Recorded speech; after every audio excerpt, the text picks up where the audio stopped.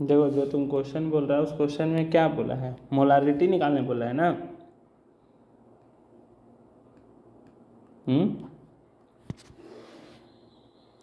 तो क्वेश्चन बोला है calculate the molarity of each of the following solution. Molarity मतलब कैपिटल एम बोला है निकालने, ठीक। अब इसमें क्या दिया गया है तुम्हारे पास, यदि तुम यहाँ पे क्वेश्चन पे ध्यान दो तो उसमें तुमसे बोला गया है 30 ग्राम ऑफ, दो पार्ट है उसमें, जो बोला है 30 gram of cobalt nitrate water crystals के साथ। क्या है तुम्हारे पास,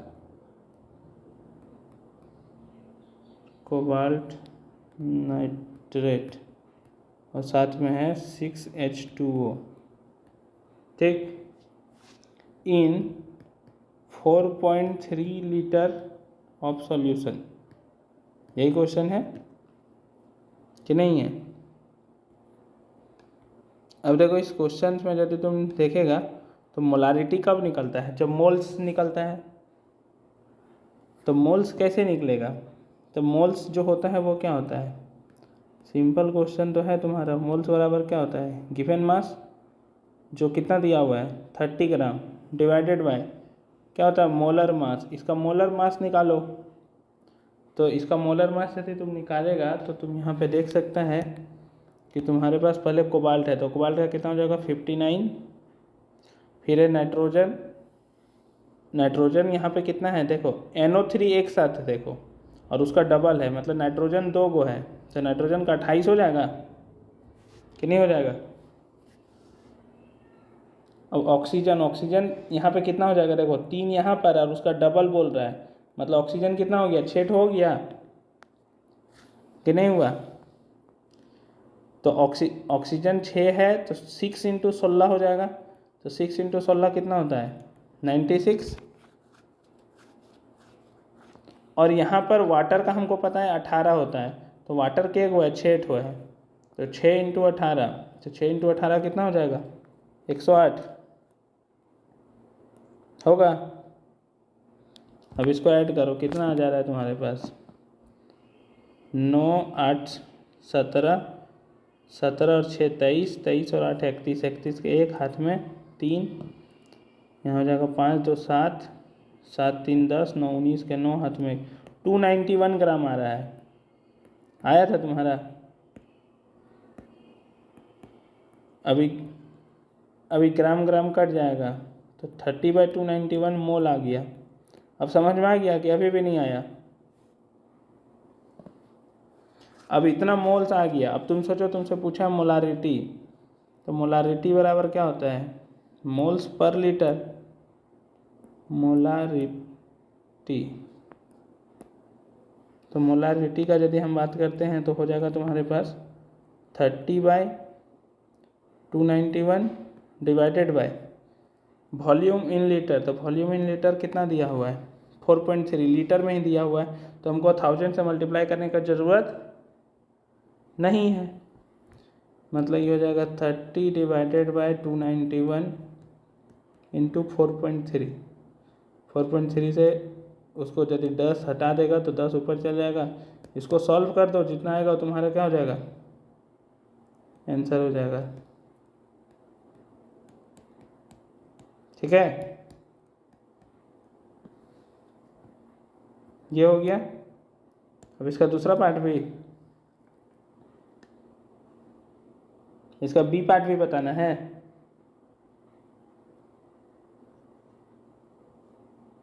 बी बन गया, पर इसका बी बन गया।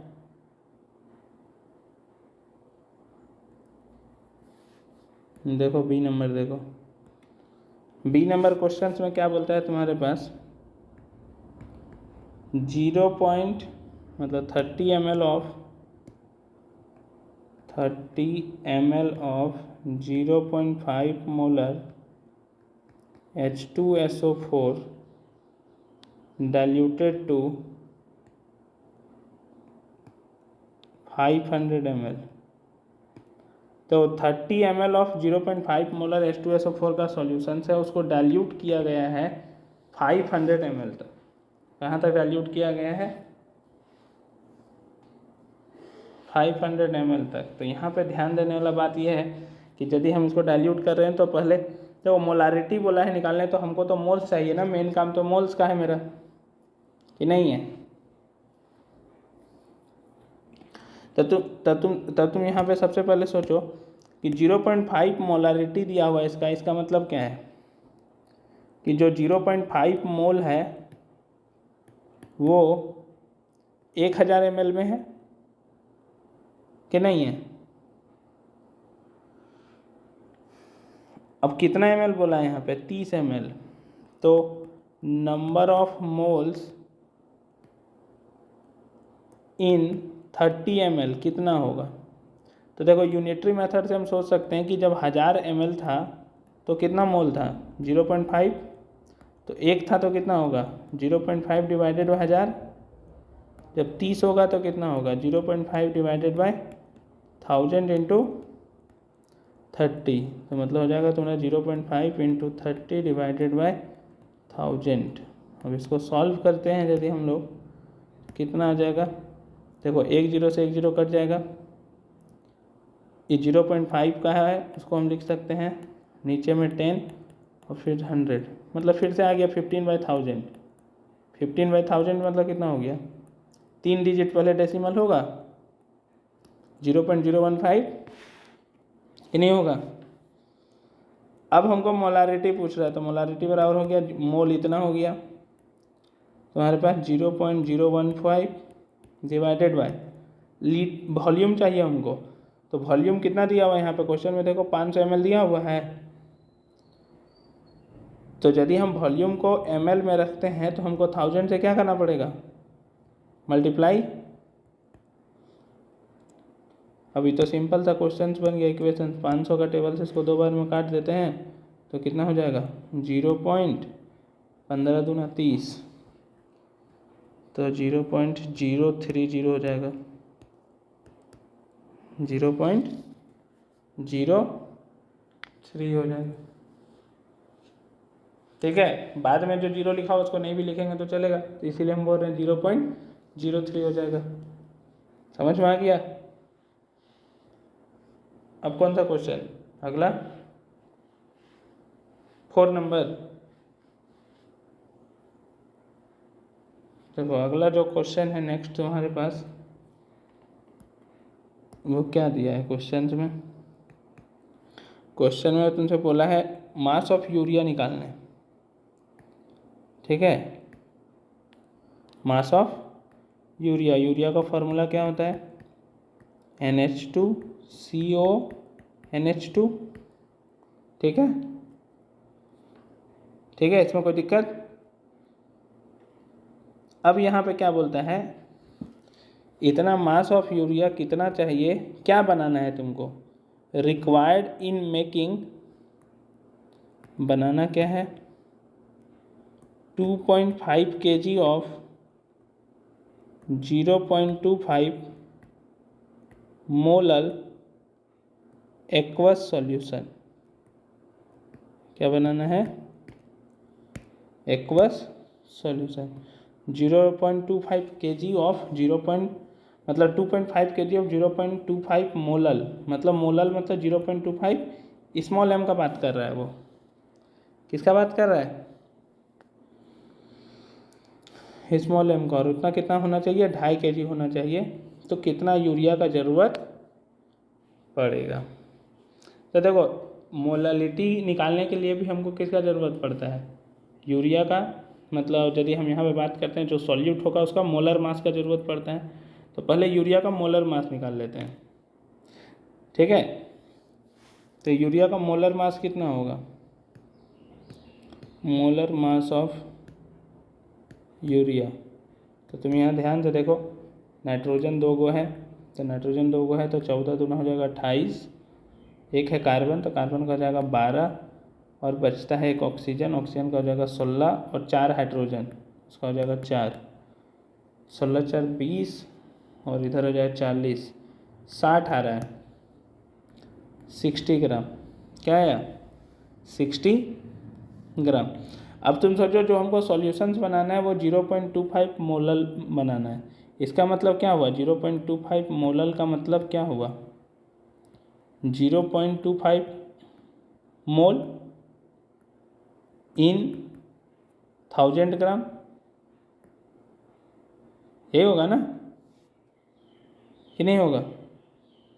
और कुछ नहीं दिया रहता है तो जनरली हम लोग कितना मान के चलते हैं, जो वाटर है उसी के साथ मान के चलते हैं सॉल्यूशन। तो 1000 ग्राम ऑफ वाटर होगा, क्योंकि मोलालिटी है तो सॉल्वेंट के साथ ही होता है, सॉल्यूशंस के साथ तो उसका रेशियो नहीं लेते हम लोग। तो 1000 ग्राम ऑफ वाटर हो गया, सॉल्वेंट हो गया मेरा 1 kg का, हुआ ना कि नहीं हुआ। अब तुम सोचो हमको जो उसका सॉल्यूशंस बनाना है, मतलब हमको मास चाहिए कि कितना मास का ज़रूरत पड़ रहा है। तो तुम सोचो 1000 ग्राम, यहाँ पे उल्टा सोचो कि 1000 ग्राम जब वाटर है, ठीक है, तो हमको कितना यूरिया का ज़रूरत पड़ रहा है, 0.25 मोल का ज़रूरत पड़ रहा है कि नहीं पड़ रहा है। तो 1 ग्राम जब होगा वाटर तो कितना यूरिया का ज़रूरत पड़ेगा, 0.25 डिवाइडेड बाय 1000 का ज़रूरत पड़ेगा कि नहीं पड़ेगा।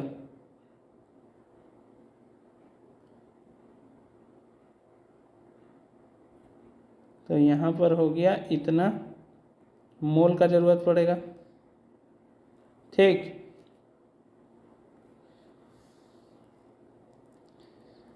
तो यहाँ पर हो जाएगा तुम्हारे पास 2.5 kg ऑफ 0.25 मोलल बनाना है तुमको।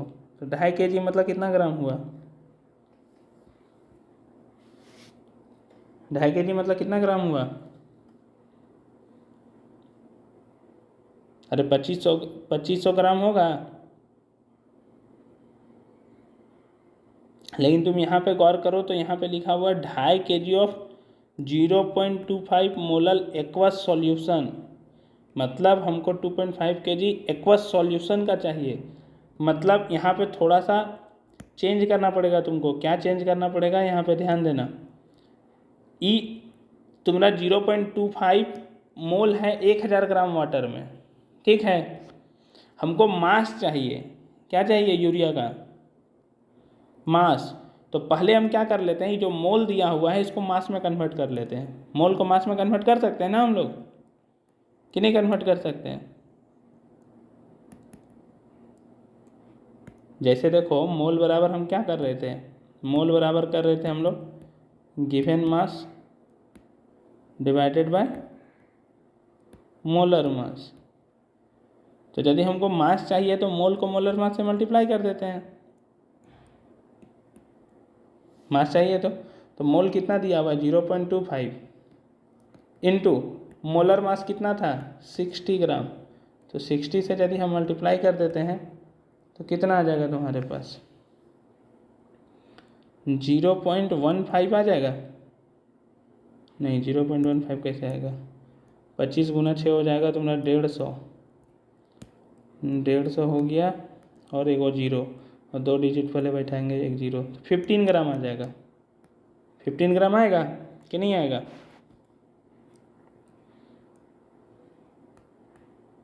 अरे मल्टीप्लाई करेंगे तो 15 ग्राम ऑफ यूरिया आएगा ना। अब 15 gram of urea 1000 gram water में है। 15 ग्राम यूरिया कितना ग्राम वाटर में है, 1000 ग्राम। अब सॉल्यूशन के रेस्पेक्ट में यदि हम सोचें, देखो यहाँ पे सॉल्यूशन दिया हुआ था, तो एक्वा सॉल्यूशंस के रेस्पेक्ट में सोचें तो सॉल्यूशन मेरा 2.5 kg का है। सॉल्यूशन मेरा कितना kg का है, तो तुम सोचो 1000 ग्राम वाटर में यूरिया 15 ग्राम है, तो यूरिया और वाटर दोनों का वेट जो होगा वो कितना ग्राम होगा, 1015 ग्राम हो जाएगा। तो तुम सोचो 1015 ग्राम में, मतलब 1015 ग्राम यदि मेरे पास सॉल्यूशंस दिया हुआ है, उसमें जो यूरिया है,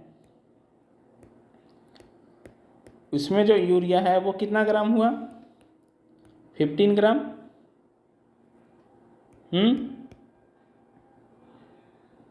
देखो ये 1015 कैसे है, यहाँ सोचो 1000 प्लस 15 1015 ग्राम सॉल्यूशंस में 15 ग्राम यूरिया है, तो 1 ग्राम में कितना होगा? 15/1015 हो जाएगा। और हमको कितना में पूछ रहा है वो? देखो 2.5 kg पूछा, तो 2.5 kg मतलब 2.5 kg है, तो इसको भी ग्राम में बदल देते हैं। तो ग्राम में बदलेंगे तो कितना हो जाएगा? 1000 से मल्टीप्लाई करना पड़ेगा, तो 2500 ग्राम होगा। तो कितना कंटेन करेगा? 15/1015 इंटू 2500, इतना ग्राम। इसको सॉल्व कर देंगे, जो सॉल्व करके आएगा तुम्हारा क्या हो जाएगा? आंसर हो जाएगा। समझ में आया क्या बोले? देखो 1000 के रेस्पेक्ट में क्यों नहीं किए? क्योंकि यहाँ पर जो सॉल्यूशंस है तुम्हारा वो दिया हुआ है, सॉल्यूशंस के रेस्पेक्ट में बात कर रहा है कि 2.5 kg का सॉल्यूशंस है। कितना kg का सॉल्यूशंस है? 2.5 kg का है, तो ये चीज़ ध्यान में रखना। तो सॉल्यूशंस कब बनेगा? जब हम दोनों को ऐड करेंगे, तो इसलिए 1000 + 5 करना पड़ा। ये 1000 ग्राम में ही था इतना 15 ग्राम। अब समझ में आ गया? और कोई क्वेश्चन है?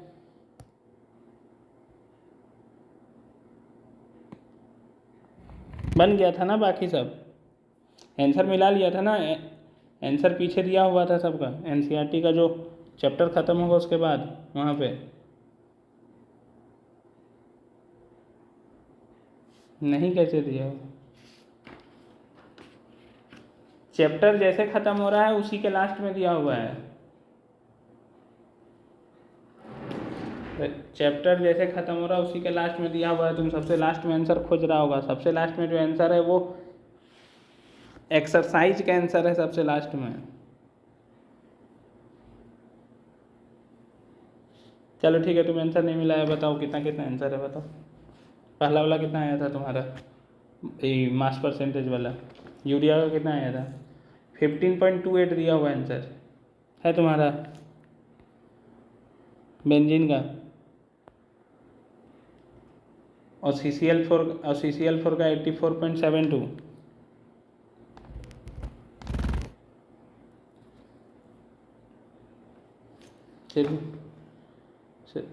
सिर्फ बेंजीन का पूछा है? तो तुम्हारे पास न्यू बुक है क्या? ये पुराना एनसीईआरटी है, तो इसमें CCl4 का भी पूछा है। और CCl4 का निकालना भी होगा तो तुम सिंपल सोचो, टोटल परसेंटेज जो होता है वो कितना का होता है? 100% होता है ना, कि नहीं होता है? टोटल 100% है। तुम्हारा आंसर एक आ चुका है 15 पॉइंट कितना बोला? 28%। तो 100 में से घटा दो, दूसरा जो है उसको 100 में से घटा दो, तो आसानी से निकल जाएगा। दूसरा को निकालने का ज़रूरत भी नहीं है। समझ में आया क्या बोले?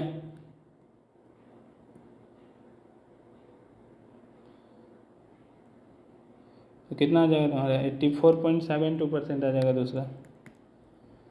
हाँ, उसके बाद वाला जो क्वेश्चन था मोल फ्रैक्शन ऑफ बेंजीन। हाँ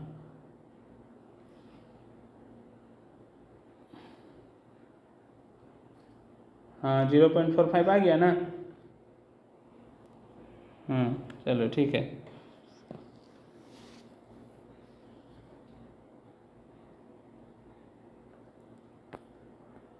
5 में कितना आया?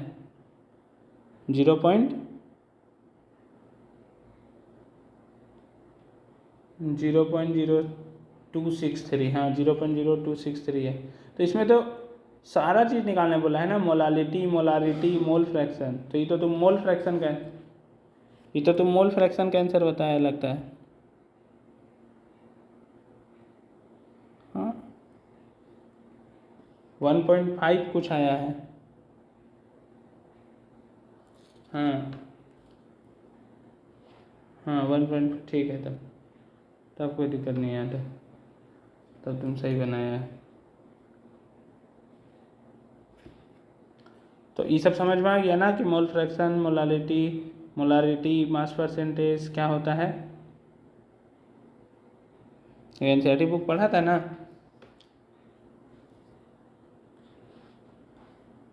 तो यहाँ तक कोई डाउट नहीं है, हम लोग सॉल्युबिलिटी पढ़ रहे थे ना।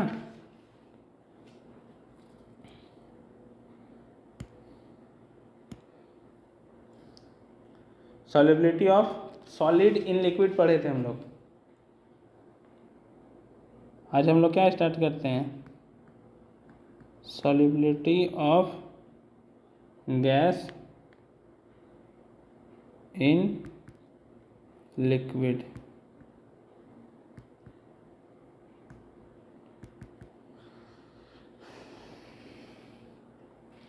देखो ये समझना हो तो इसका सबसे सिंपल एग्जांपल समझो, कोल्ड ड्रिंक को देखो तो और पानी को बॉयल होता हुआ देखो, तुमको दोनों एग्जांपल तुमको साफ साफ दिखेगा।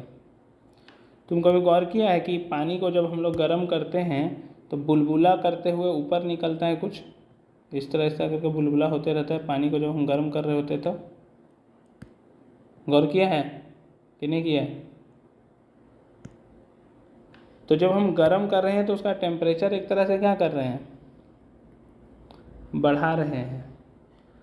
और जो बुलबुला निकल रहा था ना, बबल्स जिसको हम लोग बोल रहे हैं, जो बबल्स निकल रहा था पानी को जब हम गर्म कर रहे थे तब इधर से जो बबल्स बाहर निकल रहा था वो बेसिकली बता रहा था कि जो ऑक्सीजन डिजॉल्व है ना पानी में वो बाहर निकल रहा है। जो ऑक्सीजन डिजॉल्व है पानी में वो कहाँ निकल रहा है, बाहर। मतलब ऑक्सीजन का जो अमाउंट है वो क्या हो रहा है, कम हो रहा है। ऑक्सीजन का जो अमाउंट है वो क्या हो रहा है, घट रहा है। तुम सोचो ऑक्सीजन का अमाउंट घट रहा है, इसका मतलब ये था तुम्हारा लिक्विड, ये था तुम्हारा ऑक्सीजन। अब लिक्विड में ऑक्सीजन कम हो रहा है, इसका मतलब सॉल्युबिलिटी कम हो रहा है ना, कि नहीं हो रहा है? इसका मतलब यदि हम टेम्परेचर को बढ़ाते हैं तो सॉल्युबिलिटी क्या होगा, घटता है। तो ध्यान रखना, solubility of gas in liquid क्या होने वाला है, temperature increases, solubility of gas in liquid decreases. तो ये यदि याद रहेगा तो आसानी से हो जाएगा हम लोगों का। समझ में आया? तो ये जो सॉल्युबिलिटी है वो तो डिपेंड करता ही है कि हम किसको किस में घोल रहे हैं।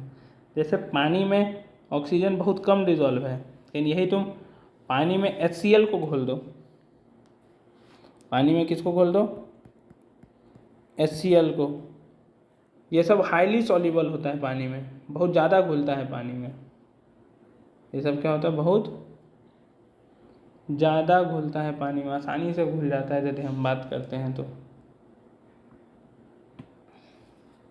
उसके बाद यदि हम यहाँ पे बात करते हैं, पहला तो ये समझ में आ गया ना, क्या हम बोले कि टेम्परेचर को यदि बढ़ाएंगे तो solubility of gas in liquid क्या होने वाला है,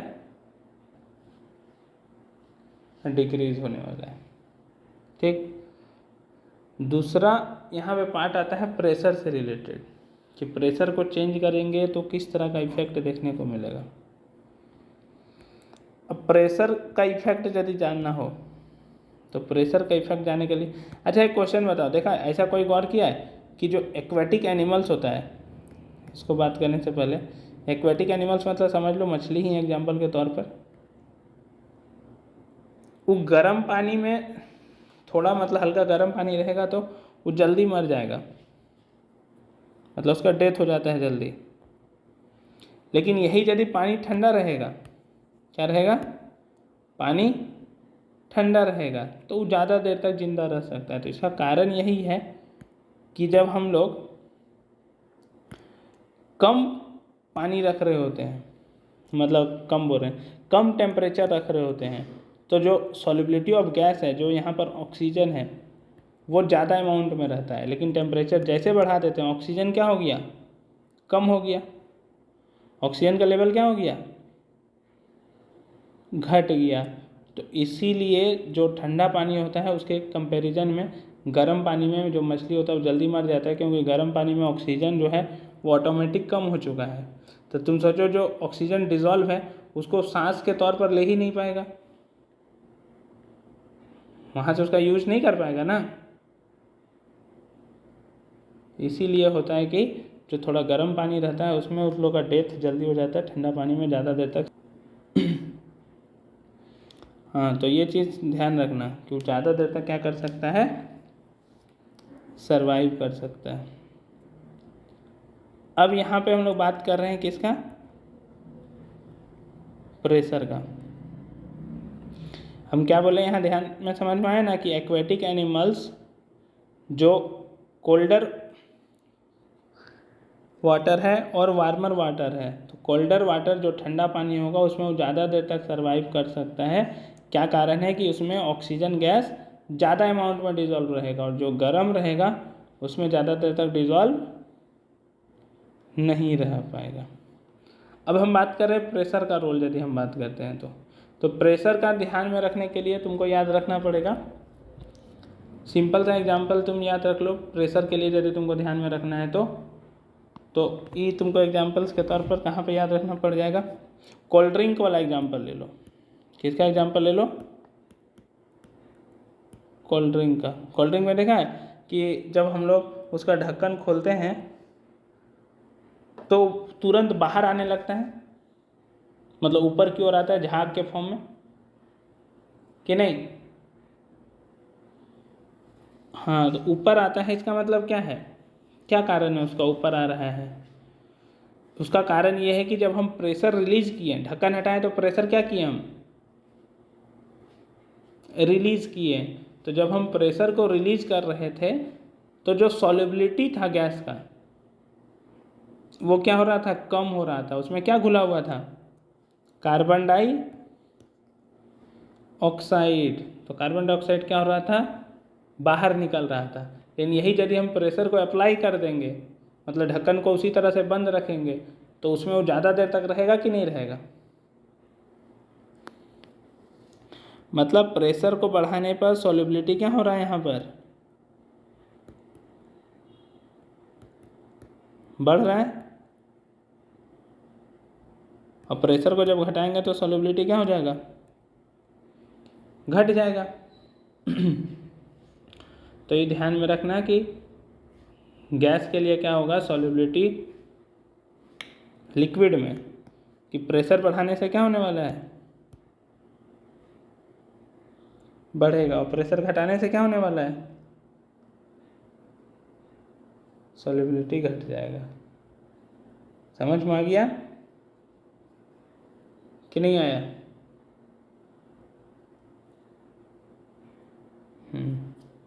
यहाँ तक कि कोई डाउट है तो पूछ लो एक बार। अब हम लोग इसके बाद अगला दिन स्टार्ट करेंगे तुम्हारा हेनरीज लॉ और रॉड्स लॉ। तो यहाँ तक एक बार पढ़ लेना बढ़िया से, ठीक है। हेनरी लॉज और रॉल्ड्स लॉ स्टार्ट करेंगे हम लोग, उसमें समझने की कोशिश करेंगे कि दोनों जो लॉ होता है वो क्या होता है। तो इसको बढ़िया से यहाँ तक पढ़ लेना।